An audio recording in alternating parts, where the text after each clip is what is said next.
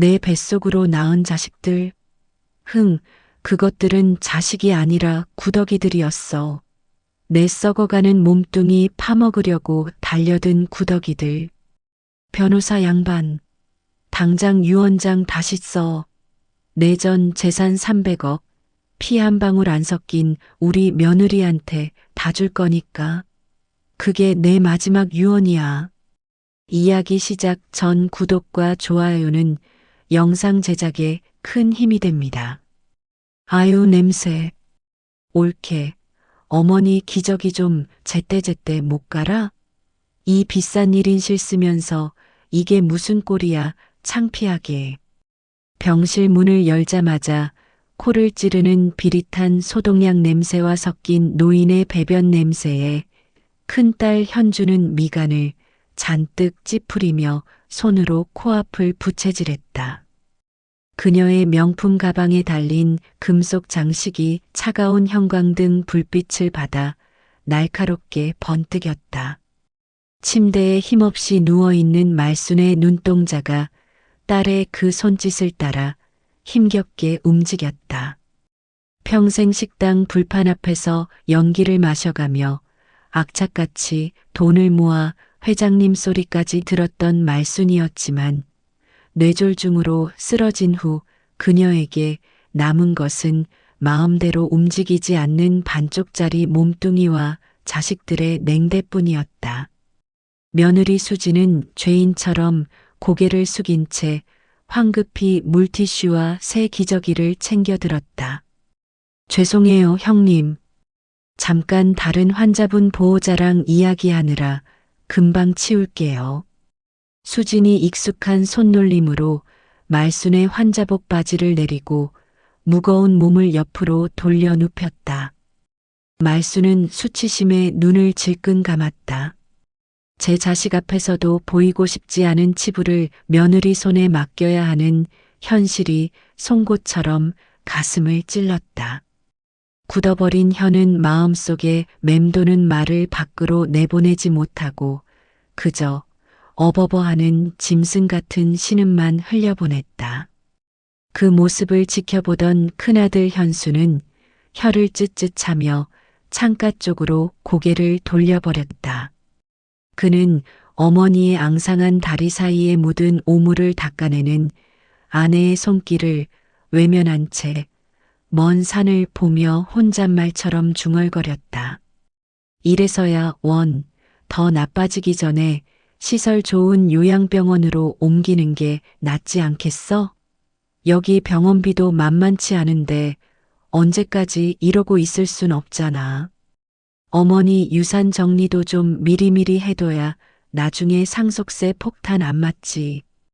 현주의 말에 현수가 맞장구를 쳤다. 그래, 누나 말이 맞아. 어차피 의식도 오락가락 하시는데 굳이 이 비싼 대학병원 특실에 계실 필요가 있나? 저 사람 혼자서 감당하기도 벅차 보이고. 그들은 마치 말순이 그 자리에 없는 사람인 양 혹은 고장나서 처박아둔 낡은 가구인 양 그녀의 거취와 재산을 논했다. 며느리 수진이 힘겹게 말순의 엉덩이를 들어올리며 땀방울을 흘리는 동안 두 자식은 벽에 걸린 달력을 보며 다음 달 어머니의 생신 때 유산 상속에 대한 공증을 받아야겠다는 이야기를 나누고 있었다. 말순의 감겨진 눈꺼풀 틈으로 뜨거운 눈물이 한 줄기 흘러내려 베갯니들 적셨지만 자식들은 계산기를 두드리느라 그 눈물을 보지 못했다. 병실 안의 공기는 보호자 대기실의 그것보다 더 차갑고 건조했다. 말순의 시선은 늘 아래에서 위를 향했다. 침대에 누워있는 그녀의 눈높이에서 세상은 거대하고 위압적이었다. 특히나 오랜만에 병문안을 온 자식들이 침대맡에 서서 그녀를 내려다볼 때면 그 거리감은 아득한 절벽처럼 느껴졌다. 현주가 신고 온 하이힐 굽소리가 병실 바닥의 대리석 타일을 때리며 날카롭게 울렸다. 또각, 또각. 그 소리는 말순의 심장을 조이는 박동처럼 규칙적이고 위협적이었다. 현주의 몸에 딱 붙는 고급스러운 원피스와 현수의 말끔한 맞춤 정장은 이곳 병실의 우중충한 공기와는 전혀 어울리지 않는 이질적인 것이었다. 그들은 침대에서 한 발자국 떨어진 곳에 서서 혹여나 어머니의 병균이라도 옮을까봐 혹은 그 늙고 병든 냄새가 자신들의 값비싼 옷에 배어들까봐 경계하는 듯한 태도를 취했다. 그들의 시선은 어머니의 눈을 마주치지 않고 링거줄이 주렁주렁 매달린 팔목이나 퉁퉁 부은 발등 언저리를 배회했다. 그것은 사랑하는 이를 걱정하는 눈빛이 아니라 망가져가는 소유물을 감정하는 차가운 감시자의 눈빛이었다. 반면 며느리 수지는 늘 말순의 시야 가장 낮은 곳에 머물렀다. 펑퍼짐한 몸빼 바지에 보풀이 인 낡은 티셔츠를 입은 수지는 바닥에 무릎을 꿇고 앉아 말순의 발을 주무르거나 허리를 잔뜩 구부린 채 욕창이 생긴 덩어리에 연고를 발랐다. 그녀의 발에 신겨진 낡은 슬리퍼는 걸을 때마다 바닥을 끌며 힘겨운 소리를 냈다. 슥, 슥. 그 소리는 하이힐 소리처럼 위압적이지 않았지만 말순의 귀에는 그 어떤 음악보다도 애처롭고 무겁게 들렸다. 말순은 가끔 흐릿한 눈을 들어 수진의 얼굴을 찬찬히 뜯어보았다.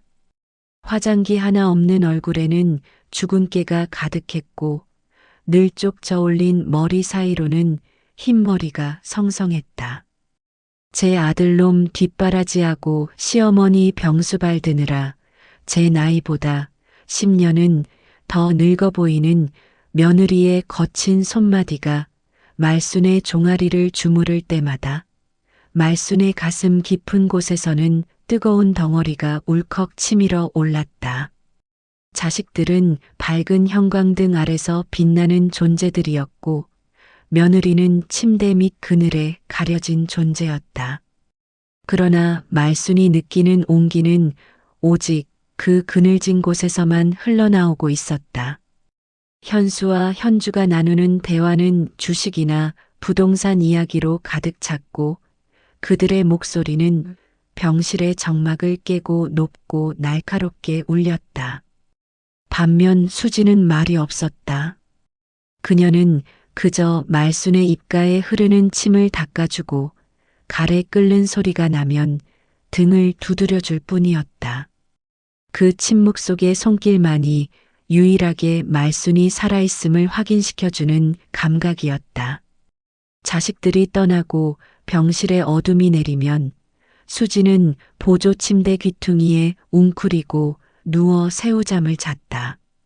그녀의 고단한 숨소리가 말순의 귓가에 닿을 때마다 말순은 움직이지 않는 손가락을 까딱이며 밤새 소리 없는 울음을 삼켰다. 계절이 2번 바뀌는 동안 말순의 병실은 작은 지옥이자 동시에 기이한 평온함이 유지되는 공간이었다. 겉으로 보기엔 아무 변화가 없는 듯했다.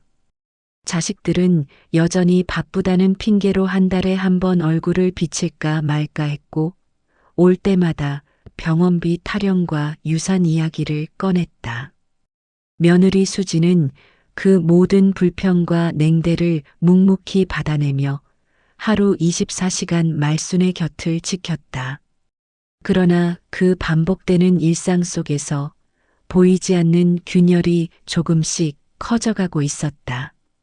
그날은 유난히 습하고 무더운 여름날이었다. 에어컨을 틀어도 병실 안의 꿉꿉한 공기는 가시지 않았다. 말순은 며칠째 계속된 설사로 기력이 쇠할 대로 쇠해 있었다. 수지는 하루에도 12번씩 기저귀를 갈고 시트를 빨아대느라 허리를 제대로 펴지 못했다. 그녀의 손은 물 마를 날이 없어 부르트고 갈라져 피가 배어 나오고 있었다. 하필이면 그때 연락도 없이 현주가 들이닥쳤다. 그녀는 들어오자마자 코를 감싸쥐며 인상을 구겼다. 아우, 진짜 내가 못 살아. 옳게 환기를 좀 시키든가 해야지. 이게 무슨 냄새야? 사람이 들어올 수가 없잖아. 현주는 침대 옆 협탁 위에 놓인 먹다 만 죽그릇과 약봉지들을 보며 혀를 찼다. 그리고 저런 것 좀 제때제때 치워. 병균 득실거리게. 엄마 상태가 더 나빠지는 게 다 이런 환경 때문 아니겠어? 수지는 땀에 젖은 머리카락을 쓸어 넘기며 죄송하다는 말을 연발했다. 그녀가 서둘러 죽그릇을 치우려다 그만 손이 미끄러져 그릇을 바닥에 떨어뜨리고 말았다. 쨍그랑. 날카로운 파열음이 병실의 팽팽한 긴장감을 끊어놓았다. 바닥에 튄 죽 파편이 현주의 비싼 구두에 묻었다. 아, 뭐야, 진짜. 이거 얼마짜린 줄 알아? 현주가 소리를 지르며 발을 동동 구를 때 수지는 바닥에 무릎을 꿇고 앉아 걸레로 바닥을 닦기 시작했다. 그녀의 어깨가 잘게 떨리고 있었다. 말수는 침대 위에서 그 모든 광경을 지켜보고 있었다.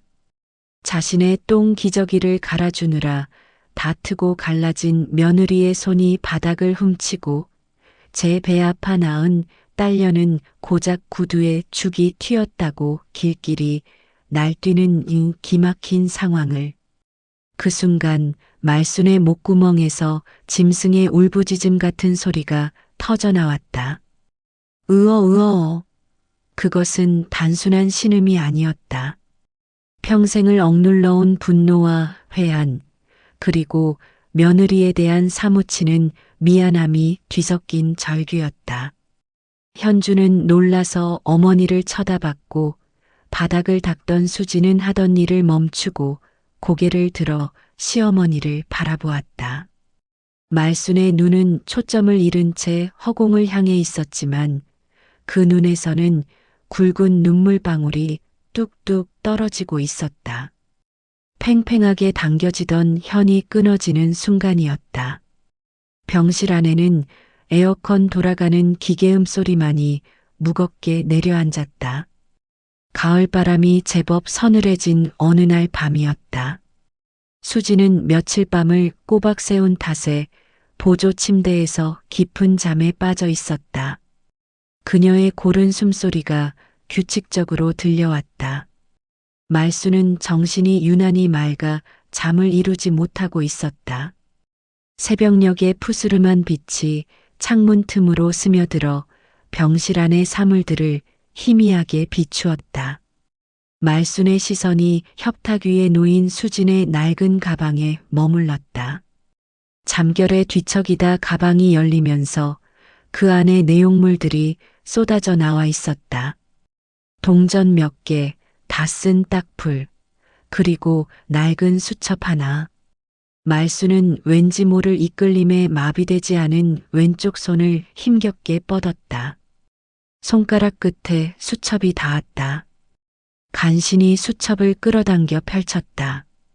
그것은 수진이 지난 3년간 써온 간병 일지였다. 2022년 X월 X일. 어머니가 오늘도 밤새 열이 나셨다.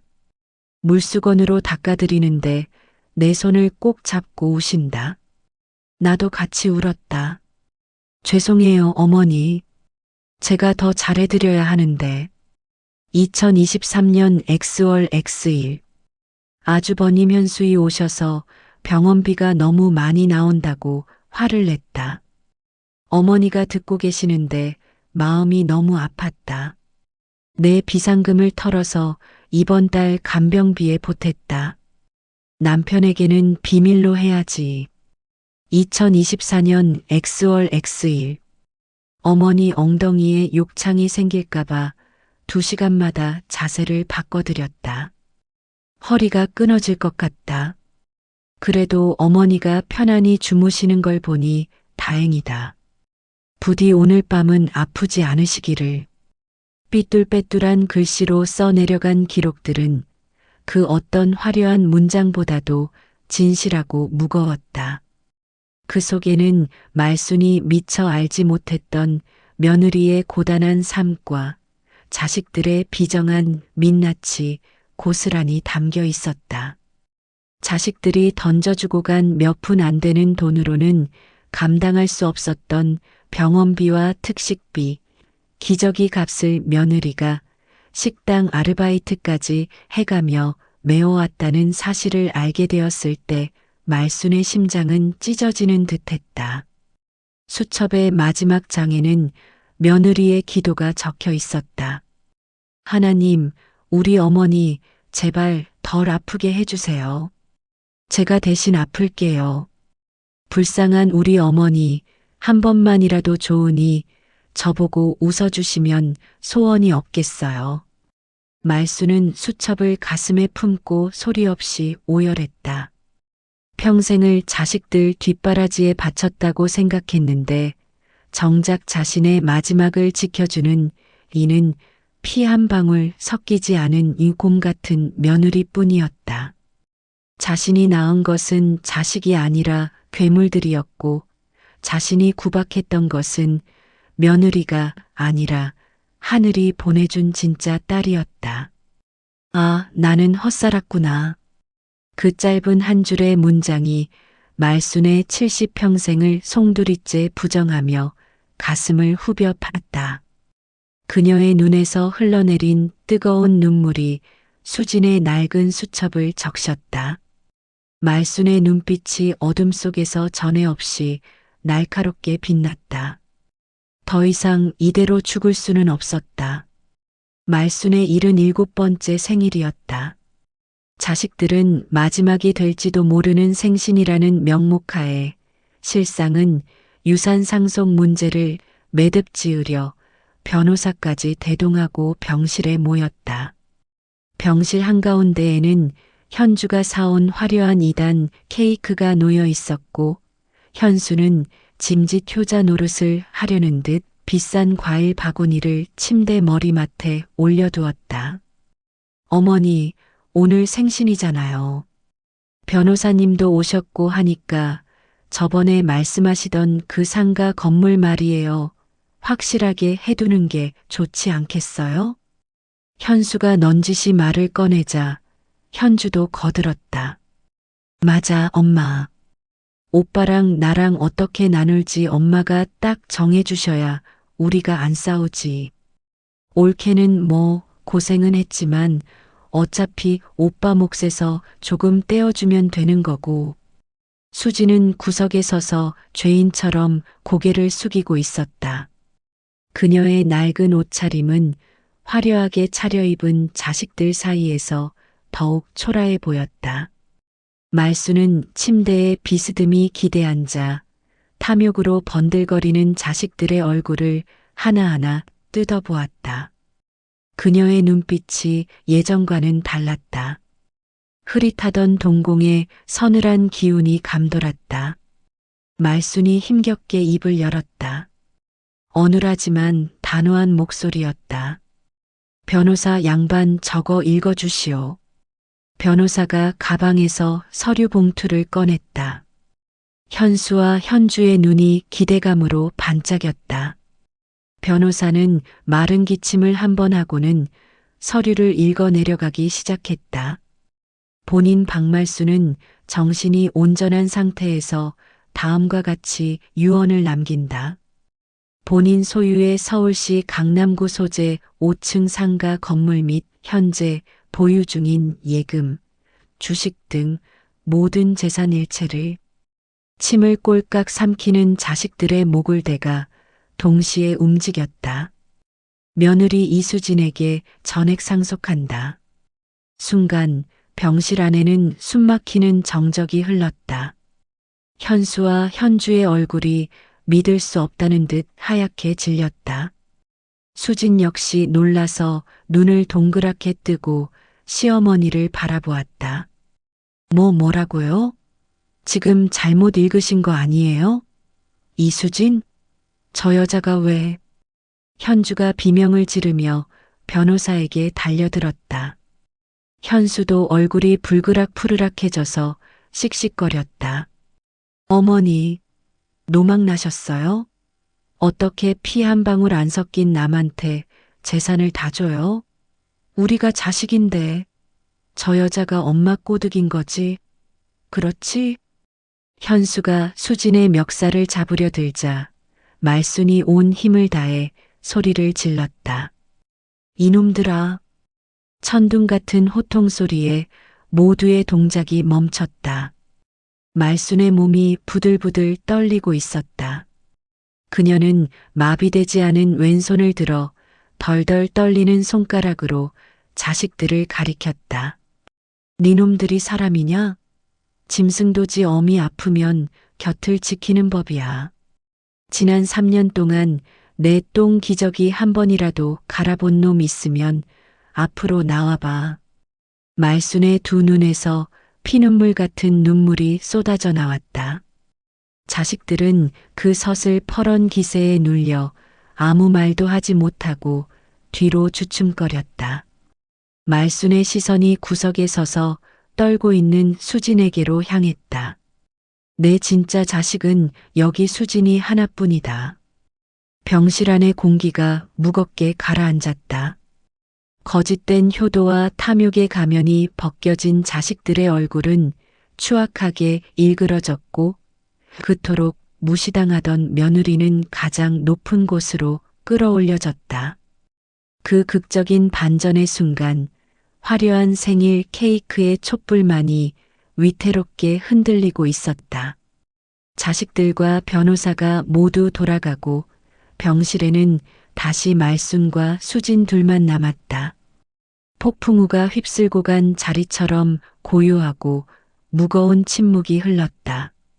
수진은 침대맡에 무릎을 꿇고 앉아 하염없이 눈물만 흘리고 있었다.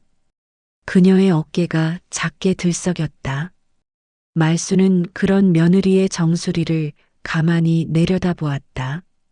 흰머리가 드문드문 섞인 저 머리카락이 지난 세월 그녀가 겪었을 고초를 말해주는 듯했다. 한참 만에 수진이 고개를 들어 시어머니를 바라보았다. 눈물 범벅이 된 얼굴이었다. 어머니, 왜 그러셨어요? 저는 그런 거 바라고 한 거 아니에요. 그냥 어머니 불쌍해서 너무 안쓰러워서. 말수는 안다.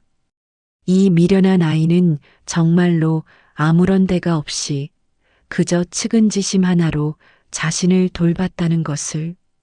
그래서 더 마음이 아팠고 그래서 더 미안했다. 말순이 힘겹게 왼손을 들어 수진의 거친 뺨을 어루만졌다. 까슬까슬한 손바닥에 감촉이 전해져 왔다. 그 손은 3년 동안 하루도 빠짐없이 자신의 썩어가는 몸을 닦아내고 굳어가는 근육을 주물러 주었던 약손이었다. 안다, 내가 다 알아. 말순의 목소리가 떨렸다. 그녀의 눈에서도 굵은 눈물방울이 툭툭 떨어져 수진의 손등을 적셨다. 두 여자의 시선이 허공에서 맞부딪혔다. 그 시선 속에는 수많은 감정이 교차했다. 시어머니의 회한과 참회, 며느리의 원망과 연민, 그리고 그 너머에 존재하는 피보다 더 진하고 끈끈한 어떤 유대감. 미안하다, 정말 미안하다, 아가. 그것은 말순이 며느리에게 처음으로 건넨 진심 어린 사과였다.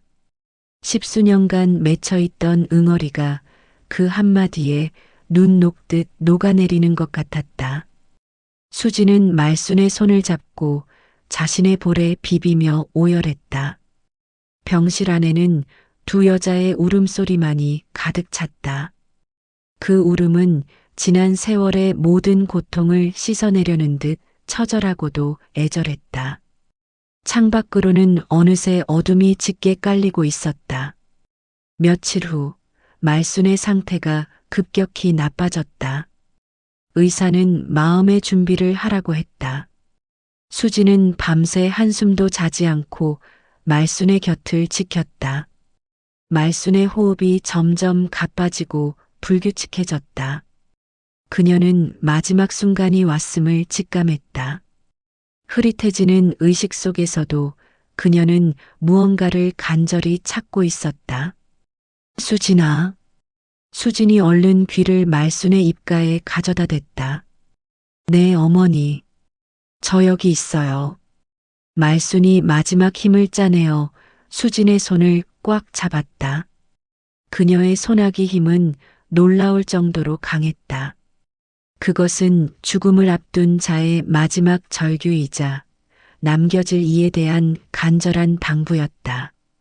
울지 마라. 너는 내 자랑스러운 딸이다. 말순의 입가에 옅은 미소가 번졌다. 그것은 평생 고생만 하다 가는 여인이 마지막으로 보여주는 가장 평온하고 아름다운 표정이었다. 그녀는 마지막으로 수진의 눈을 깊이 들여다보았다. 그 눈빛 속에는 모든 것을 다 주고 떠나는 자의 홀가분함과 진정한 사랑을 깨달은 자의 감사함이 담겨 있었다. 고맙다, 내 딸아, 사랑한다. 말순이 잡고 있던 수진의 손에서 힘이 스르르 빠져나갔다. 그녀의 고개가 옆으로 힘없이 떨구어졌다. 심전도 모니터에서 삐하는 기계음이 길게 울려 퍼졌다. 수진은 말순의 가슴에 얼굴을 묻고 목 놓아 울었다. 어머니, 어머니. 그녀의 절규가 병실을 가득 메웠다. 그 시각 현수와 현주는 변호사 사무실에서 유류분 반환 청구 소송을 준비하느라 여념이 없었다. 어머니의 임종 소식을 전하는 전화벨 소리조차 그들의 탐욕스러운 회의를 방해하지 못했다. 말순은 그렇게 자신이 선택한 진짜 딸의 품에서 마지막을 맞이했다. 그녀의 결단은 단순히 재산을 물려주는 것이 아니었다. 그것은 평생 외롭게 살아온 한 며느리에게 가족이라는 이름을 선물하는 것이었고 자신의 잘못된 삶을 바로잡는 마지막 속죄였다. 말순의 장례식이 끝난 후 수지는 홀로 병실을 찾았다. 주인 잃은 침대는 하얀 시트로 덮여 있었고 협탁 위에는 말순이 쓰던 물건들이 깨끗하게 치워져 있었다. 방 안에는 여전히 희미한 소독약 냄새와 말순의 채취가 남아 있었다. 수지는 침대맡에 앉아 말순이 누워있던 자리를 손으로 쓸어보았다. 차가운 시트의 감촉이 손끝에 전해져 왔다. 그녀의 시선이 창가로 향했다. 창밖에는 가을비가 추적추적 내리고 있었다. 빗방울이 유리창에 부딪혀 주룩주룩 흘러내렸다. 마치 누군가의 눈물처럼. 수지는 품에서 낡은 수첩 하나를 꺼냈다. 말순이 마지막까지 가슴에 품고 있었던 그녀의 간병 일지였다. 수첩을 펼치자 말순의 눈물 자국으로 얼룩진 페이지가 나왔다. 수지는 그 얼룩진 자국 위에 자신의 손을 포개었다.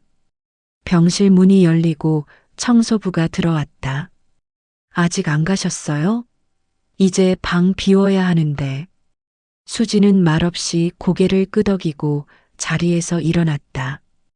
그녀는 마지막으로 병실을 한번 둘러보았다. 지난 3년간의 고통과 눈물, 그리고 마지막 순간의 화해와 사랑이 서려 있는 공간. 수지는 깊은 숨을 내쉬며 병실 문을 나섰다. 그녀의 등 뒤로 텅 빈 병실의 문이 천천히 닫혔다. 복도 끝 창문으로 들어온 오후의 햇살이 바닥에 길게 누웠다. 그 빛 속에서 먼지들이 부유하며 춤을 추고 있었다. 긴 병에 효자 없다는 옛말이 야속하게만 들리는 요즘입니다. 하지만 피 한 방울 섞이지 않았어도 내 가장 아픈 곳을 어루만져주는 수진이 같은 사람이 분명 어딘가엔 있을 겁니다. 지금 여러분의 곁을 지키고 있는 사람은 누구입니까?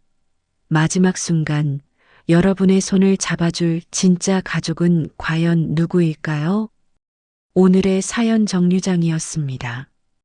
당신의 하루에 조금이라도 따뜻한 여운이 남았다면 다음 이야기도 함께 해주세요.